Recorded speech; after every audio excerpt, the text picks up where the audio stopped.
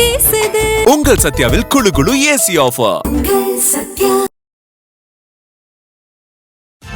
Welcome to IPS finance show. இன்னைக்கு சந்தை எப்படி இருந்துச்சு அப்படிங்கிறத முதல்ல பார்த்துடலாம். சென்செக்ஸ் 316 புள்ளிகள் உயர்ந்து 82,814 முடிஞ்சிருக்கு. நிஃப்டி 116 புள்ளிகள் உயர்ந்து 25,571 முடிஞ்சிருக்கு. இன்னைக்கு சந்தையில் நடந்த முக்கியமான விஷயங்கள் குறித்து நம்ம நாகப்பன் சார் கிட்ட கேட்டு தெரிஞ்சுக்கலாம் வாங்க. சார் வணக்கம், எப்படி இருக்கீங்க சார்? வணக்கம், இருக்கேன். நீங்க நல்லா இருக்கீங்களா? நல்லா இருக்கேன் சார். ஓகே சார், நேத்து ஒரு மிகப்பெரிய சரிவு ஏற்படுத்துச்சு சார் சந்தையில. இன்னைக்கு ஆனா ஒரு பாசிட்டிவ் நோட்ல முடிஞ்சிருக்கு சந்தை. என்ன சார் மெசேஜ் நமக்கு சொல்ல வருது? சந்தை மிக்சடா தான் சார் இருக்கு. அப்பப்போ நல்ல செய்திகள் ஏதாவது வந்ததுன்னா அதுக்கு கொஞ்சம் ரியாக்ட் பண்ணுது. அப்புறம் இந்த நியூஸுக்கு இவ்வளவுதான் அப்படிங்கிற மாதிரி திரும்ப கரெக்ஷன், ஏன்னா ப்ராஃபிட் புக்கிங் வந்துருது. அந்த சைட்வேஸ் ட்ரெண்ட் தான் கண்டினியூ ஆகுது. இன்னைக்கு சென்செக்ஸ் 300 புள்ளிகளுக்கு மேல ஏறி இருந்தாலுமே பெரும்பாலான பங்குகள் சென்செக்ஸ்ல ஏறி இருந்தால் கூட இன்னமும் சில டெக் துறை, tech Mahindra, Infosys, HCL tech, இதெல்லாம் இன்னைக்கு கொஞ்சம் வீக்னஸ்ல தான் முடிவடைஞ்சிருக்கு சென்செக்ஸை பொறுத்த வரைக்கும். அதே மாதிரி நிஃப்டி 50லயுமே பெரும்பாலான technology stocks, Infosys, tech Mahindra, Wipro, இது எல்லாமே இன்னைக்கு வந்து ஸ்லைட் வீக்னஸ்ல தான் தொடர்ந்து முடிவடைஞ்சிருக்கு. பட் இந்த செக்டார் தவிர மற்ற செக்டார்ஸ் எல்லாம் கிட்டத்தட்ட பாசிட்டிவா தான் இன்னைக்கு முடிவடைஞ்சிருக்குங்கிறத பாக்குறோம். நிஃப்டிலையும் எடுத்துக்கிட்டீங்கன்னா வந்து நிஃப்டி 100 மட்டும் இல்ல, நிஃப்டி 200, நிஃப்டி 500மே ஸ்லைட் பாசிட்டிவ் தான். அதே மாதிரி மிட் கேப், ஸ்மால் கேப்பும் ஸ்லைட்டா பாசிட்டிவ் தான். ஐடி, மீடியா தவிர எல்லா செக்டாருமே இன்னைக்கு கிட்டத்தட்ட பாசிட்டிவா தான் முடிவடைஞ்சிருக்கு. அப்கோர்ஸ் எதுவுமே ஒரு சிக்னிபிகண்டான ரேலியோ டவுன்வர்ட் ட்ரெண்டோ இல்ல. ஒரு 1% மேல ஏற்றம்னா மெட்டல் அண்ட் PSU பேங்க், அது இறங்குறது ஏறுது, அவ்வளவுதான். அந்த மாதிரியான ஒரு வாலட்டிலிட்டி தான் காரணம். இன்னைக்கு 2 விஷயங்களை சொல்லலாம்.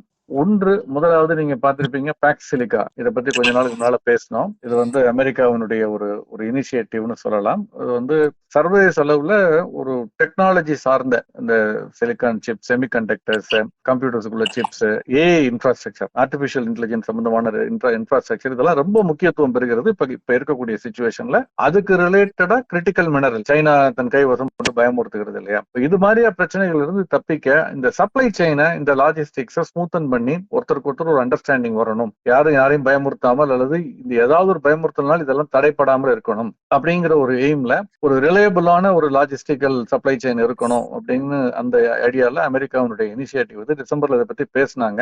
இந்தியா சேருமா சேராதான் இருந்தது. இந்தியா அவங்க இன்வைட் பண்ணியிருந்தாங்க. இப்போ இன்னைக்கு வந்து அதை பார்த்திருப்பீங்க நீங்க, இந்தியா வந்து சைன் பண்ணிருக்கு. பேக்சிலிக்கா அந்த ஸ்ட்ராட்டஜிக் அலையன்ஸ்ல சைன் பண்ணிருக்காங்க. ஆமா, இது இந்த ஒப்பந்தத்தின் மூலமாக நமக்கு வந்து இந்த artificial intelligence, semiconductor, computer chips, இது ரிலேட்டடாக அந்த சப்ளை செயின்ல நமக்கு தடையில்லாத ஒரு பாசிட்டிவான ட்ரெண்ட் இருக்கும் என்ற எதிர்பார்ப்பு இருக்கிறது. சந்தையில ஒரு காரணமா சார் சந்தையில இம்பாக்ட் ஏற்படுத்துறது? அது நிச்சயமா வந்து ஒரு சென்டிமெண்ட் பாசிட்டிவா இருக்கிறதுக்கு ஒரு காரணம் சொல்லலாம். அந்த தகவல் வந்த பிறகு மெட்டல் ஸ்டாக்ஸ், குறிப்பாக இந்த GMDC, NMDC, ஒரிசா மினரல்ஸ், இந்த மாதிரி பங்குகள் எல்லாம் கூட கொஞ்சம் பாசிட்டிவா ஏறுனுச்சு. பட் நேரடியாக இதுல எந்த நிறுவனத்திற்கு எவ்வளவு இதுல வந்து பலன் அளிக்கும்ங்கிறதெல்லாம் நமக்கு போக போகத்தான் தெரியும். அதை தவிர இன்னொரு ஒரு பொருளாதார ரீதியான ஒரு புள்ளிவிவரம் இன்னைக்கு வெளியானது. அதுவுமே ஒரு பாசிட்டிவான சென்டிமெண்டா இருந்திருக்க வாய்ப்பு இருக்கு. HSBC அவங்களுடைய flash India composite PMI, flash India services PMI, flash India manufacturing PMI மூணுமே இன்னைக்கு வெளியிடப்பட்டது.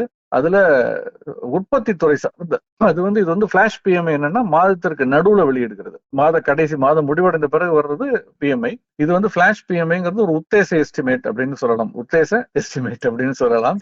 அதன் அடிப்படையில பாத்தீங்கன்னா வந்து நடப்பு மாதம் பிப்ரவரி மாதத்துல வந்து மேனுஃபேக்சரிங் PMI 61.4 அப்படின்னு சொல்லியிருக்காங்க. இது வந்து ஜனவரியில வந்து 58.1 இருந்தது. 50க்கு மேல இருந்தாலே நம்ம பொருளாதாரம் வளர்ந்து கொண்டிருக்கிறது, உற்பத்தி பெருகிறதுன்னு அர்த்தம். 58.1 இருந்தது. இப்போ வந்து பிளாஷ் PMI நடப்பு மாதத்துல 61.4ன்னு சொல்லியிருக்காங்க.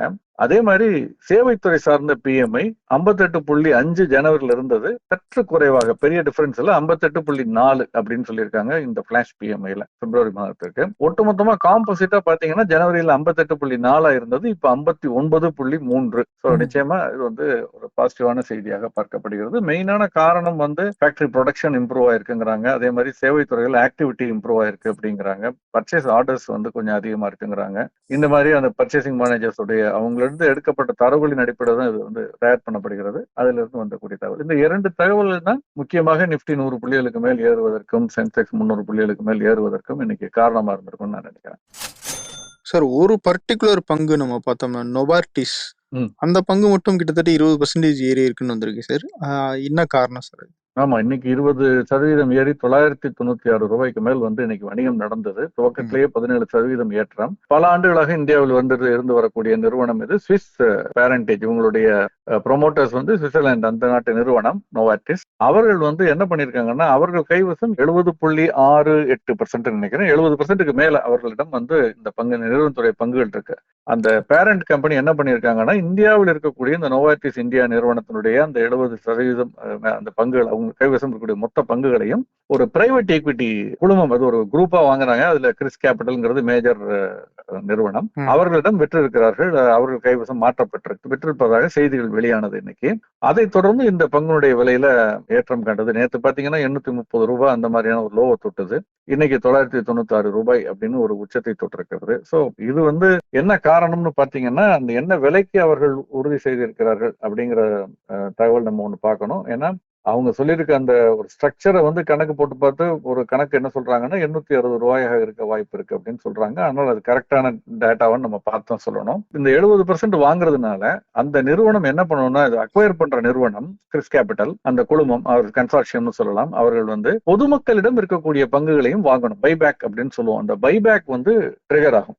அந்த பைபேக் ட்ரிகர் ஆகுறதுனால அது வந்து ஒரு அதிகமான விலைக்கு வாங்க வாய்ப்பு இருக்குங்கிற எதிர்பார்ப்புல இது ஏறி இருக்கலாம். பட் எதனால இவ்வளவு தூரம் இவ்வளவு பெரிய ஏற்றம் வந்து இந்த ஒரு காரணத்தினால ஏறினுச்சாங்கிறது நமக்கு கொஞ்சம் நம்புவதற்கு கடினமா இருக்கு. பட் இருந்தாலும் மேனேஜ்மெண்ட் சேஞ்ச் அப்படின்னு ஒண்ணு. ரெண்டாவது, 120 நாட்களுக்குள் இந்த நிறுவனத்தினுடைய பெயரை மாற்றணும். ஏன்னா நோவார்டிஸ்ங்கிறது அவர்களுடைய பிராண்ட் இல்லையா, அதுவும் வந்து இதனுடைய ஒரு அங்கமாக இருக்கும்னு சொல்றாங்க. சோ நம்ம போக போக எப்படி இருக்குங்கிறத நம்ம பார்க்கலாம். சரி, இன்னைக்கு கமாடிட்டிஸ் எப்படி இருந்துச்சு சார்? தங்கம், வெள்ளி, குரூட் பெரும்பாலும் பாசிட்டிவா தான் இருந்தது. எம்சிஎக்ஸ்ல வந்து கோல்டு 1% ஏறி இருந்தது ஏப்ரல் மாத ஒப்பந்தம். வெள்ளி 3%க்கு மேல ஏறி இருந்தது, 2,49,000. நம்ம பார்த்தோம் இந்த வார துவக்கத்துல கூட 2,32,000 கிட்ட இருந்தது. அங்கிருந்தே பாத்தீங்கன்னா ஒரு 17,000க்கு மேல ஏறி இருக்கு. இன்னைக்கு இந்த வாரத்துல மட்டும் 3% ஏறி இருக்கு. காப்பர் 1% ஏறி இருக்கு, 1,170 ரூபாய். அதே மாதிரி ஜிங்கும் ஏறி இருக்கு. பட் இன்டர்நேஷனல் மார்க்கெட்ல பாத்தீங்கன்னா காப்பர் வந்து ஸ்லைட்டா லண்டன் மெட்டல் எக்ஸ்சேஞ்ச் ஸ்லைட்டா இறங்கித்தான் இருக்கு. இங்க வந்து கோல்டு அண்ட் சில்வர் ஸ்லைட்டா பாசிட்டிவா இருக்கு. இன்டர்நேஷனல் மார்க்கெட்ல சில்வர் வந்து ஒரு 4% ஏறி இருக்கு, $80 மீண்டும் தாண்டி இருக்கிறது. அப்கோர்ஸ் அந்த பழைய உச்சத்துக்கு போல இன்னும். அதனால நான் இன்னமும் கூட வந்து அந்த ஏற்ற இறக்கத்தினுடைய ஒரு அங்கமா தான், ரேஞ்ச் பவுண்டா தான் பாக்குறேன், ஒரு பேண்டுக்குள்ளதான் இருக்குன்னு நான் பாக்குறேன். தங்கம் வந்து $5,000 தாண்டி, நேற்று பார்த்தோம் 5,000க்கு கீழே இருந்தது, இன்னைக்கு $5,000 தாண்டி வணிகம் நடக்கிறது. சோ பெரிய மாற்றம் இல்லை தங்கத்தை பொறுத்த வரைக்கும். காப்பரை பொறுத்த வரைக்கும் ஒரு சின்ன வீக்னஸ் காப்பர், சின்ன பாசிட்டிவ் கோல்டு. பட் சில்வர் வந்து 4% கிட்ட ஏறி இருக்குங்கிறத பாக்குறோம்.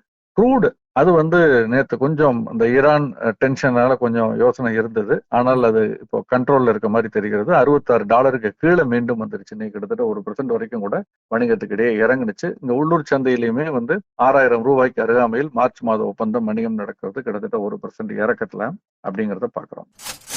சார், இந்த ஈரான் பிரச்சனையை பத்தி வரும்போது சார், இதுக்கு முன்னாடி ட்ரம்ப் இந்த மாதிரி ஏதாவது பெரிய பிரச்சனையை கொண்டு வரும்போது ஒரு 10 நாள் கழிச்சு அவருடைய நிலைப்பாடை மாத்துவாரு. திடீர்னு சந்தை வந்து ஒரு நார்மல் ரேஞ்சுக்கு போகும், இல்ல ஹை கூட போகும் சார்.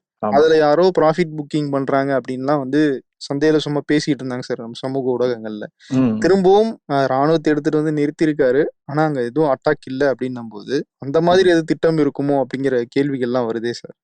ட்ரம்ப் ட்ரேட் அப்படின்னு ரொம்ப பாப்புலரா, ஒரு கட்டத்துல ரொம்ப பாப்புலரா இருந்தது. ட்ரம்ப் ட்ரேடுங்கிறது இதுதான், ஒன்னு அறிவிப்பார், மேக் அமெரிக்கா கிரேட் அகைன்ங்கிறதுக்கு அதை பண்றேன்னு. அப்புறம் அதுல பாதியை வித்ரா பண்ணுவார், இல்ல முழுக்க வித்ரா பண்ணுவாரு. இதன் காரணமாக முதல்ல அடி வாங்கின பங்கு மீண்டும் ஏறும், அல்லது கமாடிட்டி அடி வாங்கிட்டு ஏறும். இப்படி பல விஷயங்கள் கடந்த காலத்துல. பட் இந்த கேம் வந்து is out in the market, இப்ப எல்லாருக்கும் தெரியும்.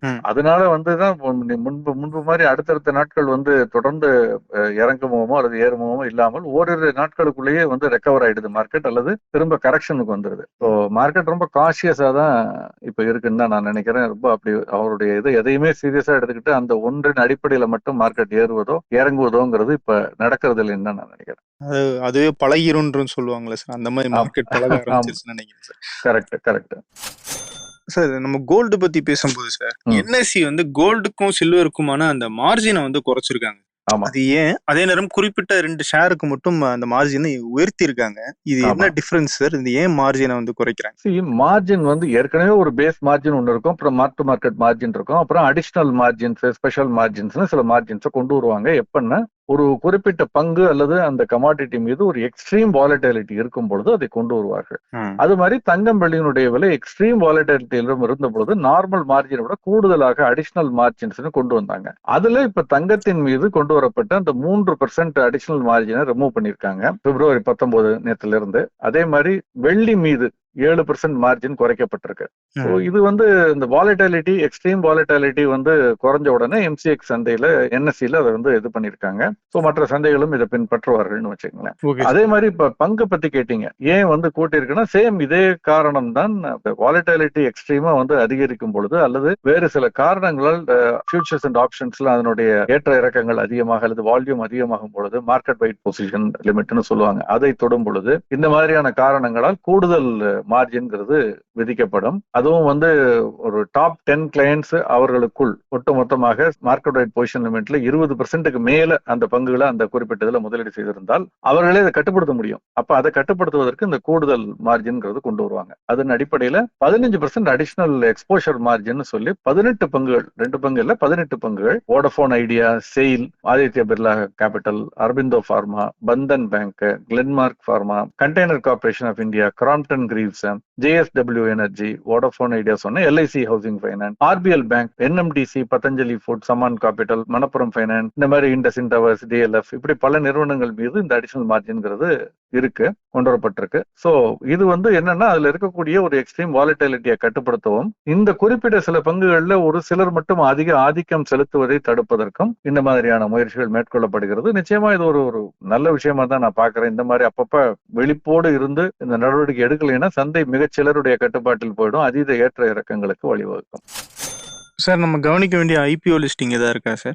இப்ப இருக்க ஐபிஓன்னு பாத்தீங்கன்னா ஒரு மெயின் லைன் ஐபிஓ ஒன்னு இருக்கு, கௌடியம் IVF அண்ட் உமன் ஹெல்த்னு மெயின் லைன்ல. SMEல 2 இருக்கு, யாஸ்டேஜ் இண்டஸ்ட்ரீஸ் அண்ட் மணிலம் இண்டஸ்ட்ரீஸ்னு. பட் அதெல்லாம் ரொம்ப சிக்னிபிகண்டான ஒரு ஐபிஓவா தெரியற. ஒரு முக்கியமாக சமீப காலத்துல அதிக அளவுல பேசப்பட்டது பிராக்டல் இண்டஸ்ட்ரீஸ். பங்கு வெளியிடுவதற்கு முன்பெல்லாம் நாங்க ஐடி துறையை சேர்ந்தவர்கள்னு சொல்லிட்டு இருந்தாங்க. அந்த புதிய பங்கு வெளியிட ஆரம்பித்த பிறகு ஐடி துறை அடி வாங்கிய பிறகு காரணமாக அந்த அனலிஸ்ட்லாம் நிறைய பேர் சேர்ந்து ஐடிக்கு இதுக்கு சம்பந்தம் இல்லை, இது ஸ்பெஷலைஸ்ட் அப்படின்னு சொல்ல ஆரம்பிச்சாங்க. அதனால முதல்ல விண்ணப்பம் பெறுவதில் ஒரு தடுமாற்றம் இருந்தாலும் கடைசியில் 5 மடங்கு விண்ணப்பங்கள் பெறப்பட்டது, எதிர்பார்த்ததை விட 5 மடங்கு அதிகமாக. இது இப்ப வரக்கூடிய அடுத்த வாரம் திங்களன்று பங்குச்சந்தையில் பட்டியலிடப்பட இருக்கிறது. வெளியிடப்பட்ட விலை 216, 5 மடங்கு விண்ணப்பம் பெறப்பட்டதுனால இன்று ஐடி நிறுவனங்கள் இவ்வளவு விலை தடுமாறி கொண்டிருக்கக்கூடிய ஒரு சூழல், இது எவ்வளவு எந்த லெவல்ல பிரீமியத்துல பட்டியலிடப்படுமா இல்ல அதே விலையா குறைவா அப்படிங்கறத கொஞ்சம் சந்தை கவனத்தோடு பார்த்து கொண்டிருக்கிறது.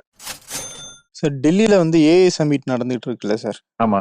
அதுல குறிப்பா முக்கியமான நிறுவனங்களுடைய சிஇஓக்கள்லாம் பேசியிருக்காங்க. அவங்க பேசும்போது கண்டிப்பா அந்த ஏஐனால டிஸ்ரப்ஷன்ஸ் இருக்கும், அதை நம்ம முன்கூட்டியே கொலாபரேட் பண்ணி ஒர்க் பண்றதுனால சரி பண்ணலாம்னு சொல்லியிருக்காங்க.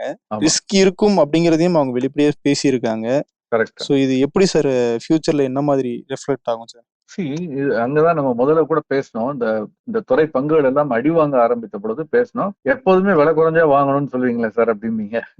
அப்படி இல்லை, அது correct by and large. But ஆனால் இந்த மாதிரியான ஒரு மேஜர் டிஸ்ரப்ஷன் வரும் பொழுது நம்ம எதை வாங்குறோங்கிறத தேர்ந்தெடுத்து வாங்கணும், கவனமா வாங்கணும், மெதுவாக வாங்கணும், அது படிப்படியாக வாங்கணும். ஏன்னா அவர்கள் அந்த நிறுவனம் தங்களை எப்படி தயார்படுத்திக் கொள்கிறார்கள் அப்படிங்கிறத பார்த்துதான் வாங்கணும். சோ அந்த அடிப்படையில இதுல நிறைய மாற்றங்கள் வரும். ஒரு பக்கம் வேலை இழப்பு கணிசமாக ஏற்படும், இன்னொரு பக்கம் மெஷினை சரிபார்க்கிறதுக்கு அல்லது மெஷினுக்கு சொல்லிக் கொடுப்பதற்கு, இந்த 2 விஷயத்தை முக்கியமா ஞாபகம் வச்சுக்கோங்க. மெஷின் செஞ்ச வேலையை சரிபார்ப்பதற்கு அதுக்கும் ஆள் வேணும், ஏஐ செய்த வேலையை அல்லது ஏஐக்கு சொல்லிக் கொடுப்பதற்கு, ஏஐ வடிவமைப்பதற்கு அப்படிப்பட்ட ஆட்கள், இந்த மாதிரி 2 அல்லது 3 வகை ஆட்கள் தேவைப்படுகிறார்கள். அவங்களுக்கான வேலை வாய்ப்புகள் புதிதாக உருவாகுங்கிறது இன்னொரு பக்கம். மூன்றாவது, இந்த ஏஐ காரணமாக இதுவரைக்கும் இது பயன்படுத்தக்கூடிய நிறுவனங்களுடைய காஸ்ட் கணிசமாக குறைவதற்கு வாய்ப்பு இருக்கு. பார்த்தோம், அந்த காஞ்சிபுரத்துல ஒரு ஃபேக்டரி ஆளே இல்லாம தானா ஓடிக்கிட்டு இருக்கு, தானியங்கி முழுக்க.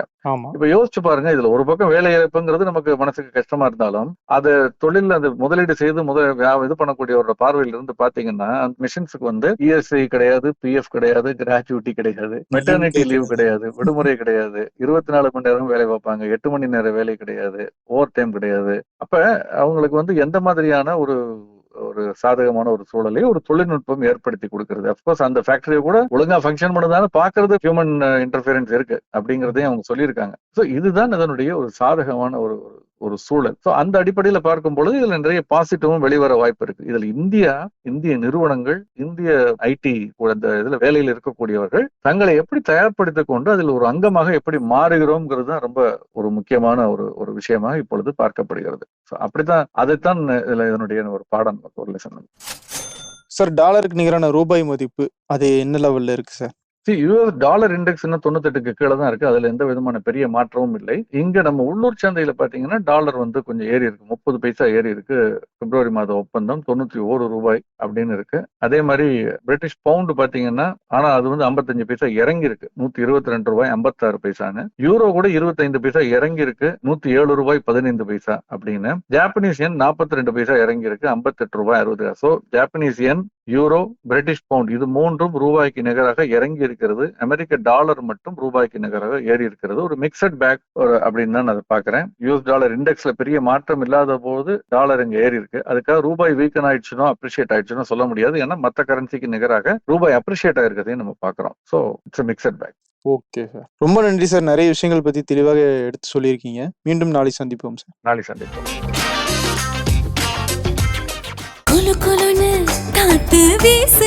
உங்கள் சத்யாவில் குளு குளு ஏசி ஆஃபர்.